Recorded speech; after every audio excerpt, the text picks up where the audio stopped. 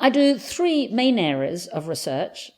The first involves one of the scourges of the late 21st century, which is that as people are getting healthier, they're going to live longer. And as they live longer, the diseases of older age will become more to the fore.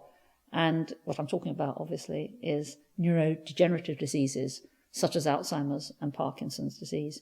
So what I'm trying to do is explore what is special about the brain cells that are affected in these diseases, because we know that it's not a generic feature of a brain cell to embark on the remorseless cycle of self-destruction that we call neurodegeneration. So what we need to know, no one has really come up with a convincing theory yet, is what is the special mechanism by which these cells die when other cells don't. Because if we knew what that mechanism was, we could intercept it and we could intervene with medication. And my dream is that one day one could have a blood test that would act, if you like, as an early warning before the symptoms came on, that some cells were dying.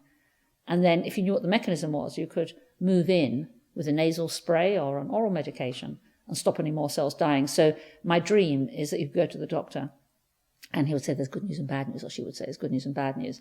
The bad news is that your blood marker, rather like you have with cholesterol tests, your blood marker is elevated, and I fear that in a year or two you're going to start having dementia or movement problems that characterize these horrible diseases. But the good news now is we have a medication that stops any more cells dying.